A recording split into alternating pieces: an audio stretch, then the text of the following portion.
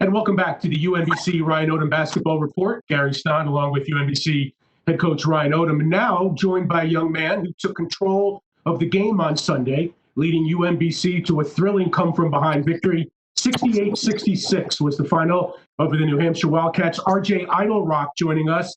And RJ, looks like you've got a nice cardboard cutout fan club behind you. Congratulations on the big game, my friend. Thank you. We appreciate it. And I was watching it down the stretch and saw, how it went. But I wanted to get your opinion, and we'll bring Coach in, of course, also. You guys were down by about 10 or 12 midway through the second half, and then all of a sudden UMBC turned it on. Some great play from Keandre and yourself, of course, a 15-0 run, and then the game winner with less than a minute to go. Take us to the court back to Sunday. What was happening with the team, and how did you manage that comeback? It was a difficult game. You know, there a lot of physical. So I feel like we just had to pick up our defense, get a lot of stops, and then that led to our 15-0 run. So once we got the rebound, myself and Keandre, we was looking to just get to the basket, draw fouls. I think we got them in foul trouble pretty early, so that was good for us getting to the line also. And yeah. And for you, RJ, just in general, I mean, you're not, particularly known as a guy who's going to score 27 points or even the 31 points that you scored against Vermont last year in the playoffs, or I should say the conference tournament. But you do have that ability, obviously. What were you able to pick up that you in the second half yesterday that you could beat your guy? I mean, was it apparent to you and the team that you were going to be the guy that was actually going to get the call? Yeah, I feel like I had a good matchup that I could go at. I kept using my size and strength, trying to go towards the basket, and it was paying off. I was drawing a lot of fouls. As I said, they was in foul trouble, so I was able to get to the free throw line. And yeah, coach and my teammates just put me in the right positions with the ball in my hand. So yeah, that was good going down the stretch, and I think I did a good job. Gotcha, Coach. Yeah, you definitely did, and I think it actually speaks to the versatility of the team. That we can have different guys, on different nights, and the matchups obviously dictate a lot of things. And the cool thing, for me as a coach is to watch the development. When they come in as freshmen, and then to see them, mature and become better players, and just the whole thing. All the things that they work on, over the course of that time, to see it pay dividends for a guy like RJ later on is really neat, for our coaching staff to experience that. But tell me, what's with the transition there in terms of scoring points there? Because I used to try to get you to shoot, RJ, and you wouldn't even shoot a pull-up shot. I don't know, just trying to be more aggressive, take the right shots though. As you said, we got a deep team that anyone can go off on any given night. So just about taking the right ones, being confident in my game, and practicing what I do in practice and putting it in towards the game. So yeah. No doubt. Gary? Yeah, so RJ, you have to forgive us for a minute. We've kind of maneuvered behind your back a little bit to surprise you on today. But we'd like to bring in a very special guest to join the conversation. You might actually know him. You actually played with him for the last couple of years, and you may have picked up a thing or two from him. Joining us right now from Romania in Eastern Europe. He's 7 hours ahead, RJ, so it's about late at night in Eastern Europe. But KJ Jackson, your good friend and your former teammate, is joining us here on the UMBC Ryan Odom Report. And KJ, welcome in, and just how are you, and what do you have to say to RJ, your bud? Wagwan, bro. How are you? What's good, bro? How you doing? Bro, man. Just chilling, enjoying life. I've been watching all the games, so I agree with it's just been exciting to just watch the games, and especially from an outside perspective, and just get to see, your teammates and how they grow and how they develop over the summer, watching Brandon be the second leading scorer in the conference, watching LJ have 17 one night, then June have 27 the next night. Like, it's just it's really fun to watch, and it's a great perspective to have when you've been inside the program, the coaching, the plays, or you feel like the plays, and then watch them come out and just play hard, and every night they're competing, and you watch everything that you knew could possibly happen just manifest just like that. So it's been a fun process, even for me, looking from the outside in, and I've just been enjoying it every game. So KJ, tell me this, because I think RJ's always been kind of the lovable guy on the team, right? Why is he the lovable guy? And then I'm going to turn it around and ask RJ, all right, about KJ, all right, because KJ certainly was the leader of our team the last couple of years. And why was he very similar to that? Go ahead, KJ. Tell me about RJ. I would say I have to start with the obvious portion of the question is his accent. His posture, his accent makes him a lot. No matter what he says, it doesn't matter if he's getting on you for something or he asks you a question about something. His accent automatically opens you up to want to communicate and talk to him. But then just off the court, he's just a genuine dude. I mean, he's very chill. His first couple of years, it seemed like he didn't know too much about what was going on. So I felt like I was covering through everything off the court. But I mean, he's a real chill dude. He's just a funny guy to be around. He's actually a great cook. So if you live with him and you're nice to him, you get a couple of meals in. And so it's really nice to have him around, have him living with you, and just a big fluff guy. RJ, your go. Yeah, my first year here, KJ already been in college before me, so he took me under his wing, kind of showed me right and wrong things to do. So I appreciate that. We still stay locked in all the time. He's a funny guy. He's mad chill, and we just really just got along from the jump. Like, I remember when we first met, we shared a room. Like the first night we met each other, we was in the dorms, and it was just good vibes from the jump. So yeah, like that's my guy. I hope you're doing well overseas in the European lifestyle. If you need any advice, I got you.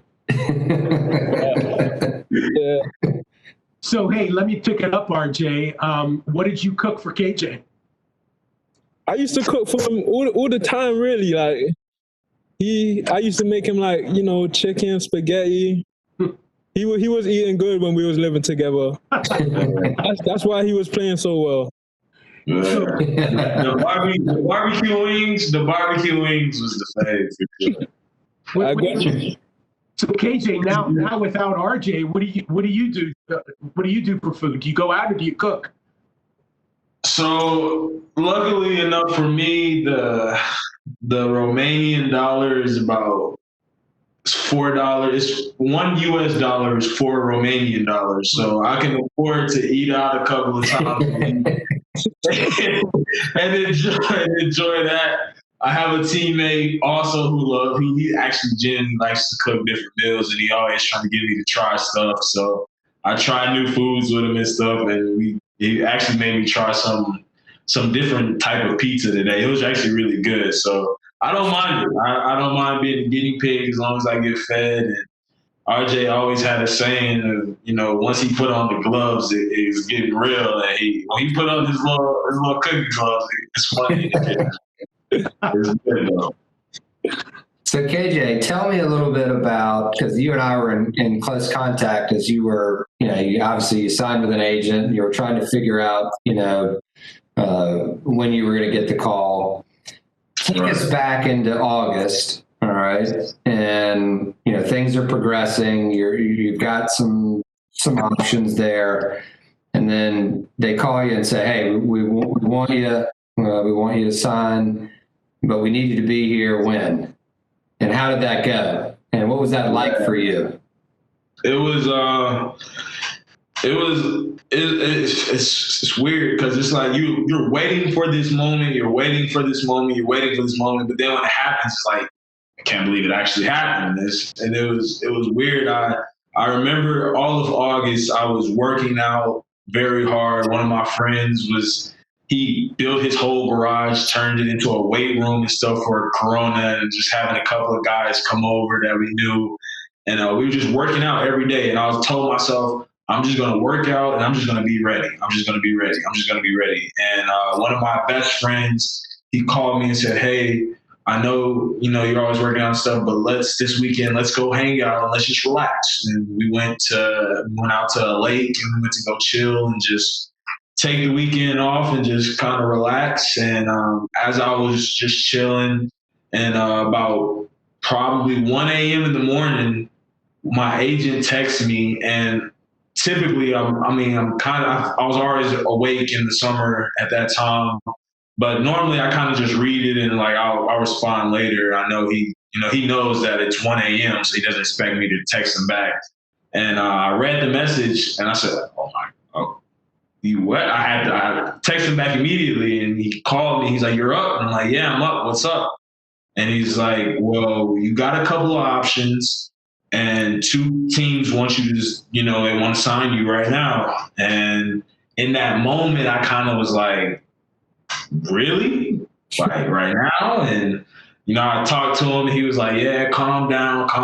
Like, let's look at the numbers. Let's look at, place to place. Let's look at the teams and what they're playing in. And every step was just memorable. It was amazing. I couldn't really just kind of put it into one moment. But as we were going through the night, I think I ended up staying up that night till about 3 or 4 a.m.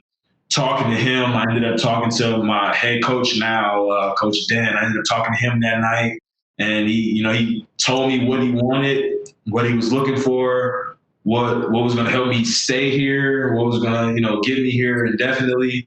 And we talked about it for a little bit, and it was my first time understanding a little bit more about the business side of professional basketball and kind of understanding how it really works as far as contracts and just speaking with the coach. But it was just a surreal moment. And once he kind of told me like, hey, we got you. We'll take you. I was just so happy. I woke my friend up in the middle of the night. I'm sure he was upset with me at the time, but hey, I'm out. Like, I'm going. And then obviously I found out that I was playing with Christian Lutete, who went to UMass Lowell, and I waited till a couple of days, and I texted him. I was like, "We good? No more beef. Good. Same team now, bro. Same team." He's actually been a great teammate, though. It's been cool being around him as well. And so it's just been an experience. Everything else, every day, and my eyes are wide open. We're going to Turkey in a week or two. We're going to Turkey, and we're going maybe to Geneva, I think. So every day is just an experience. It's just a blessing to be out here, be able to just see the world, continue doing the thing that I love to do. What do you miss about UMBC? Man, I miss the sleeves. I used to give my sleeves away every game to little kids. I like the kids. I love the kids. I like them coming to the game and stuff. This was pre-corona, so the crowd was kind of jumping a little bit. I like giving the sleeve away to the kid because I knew the next day I'd go to the locker room. I could go get another one. Now sleeves are hard to come by. Especially out here, you got to order stuff if you want some Nike or wherever. So, you got to order that, sleeves and shoes. I would say the most part, I just miss being around the team. Just being around the guys. I talk to a lot of the guys a lot. Just text them and encourage them, and they don't need much encouragement though. They've been doing a really good job this year. I'm proud of them. Hey, Coach, let me throw it back to RJ. We've got about a minute left, RJ. Now that you've heard KJ's story about, signing professionally and, kind of what his life is like and how that all is, I know you got a ways to go here at UMBC, and we don't want to shoo you out the door in any stretch of the imagination. But do you think, or would you like for professional basketball to be part of your life after you're done at UMBC? Yeah, of course. I want to play at the highest level possible. Seeing people close to me like KJ being able to do it is definitely motivating for me. So hopefully I can just keep working, and we'll see what happens later on down the line. Sounds good. KJ, Jackson from Romania, thank you so much. And of course, RJ Eytle-Rock from the UMBC Event Center, thank you so much for joining us here on the show. We really appreciate it. And glad you two could connect. Thank you. We'll take a time out here. Coach and I will be back. We'll preview the Hartford series coming up this weekend when the UMBC Ryan Odom Basketball Report continues right after this.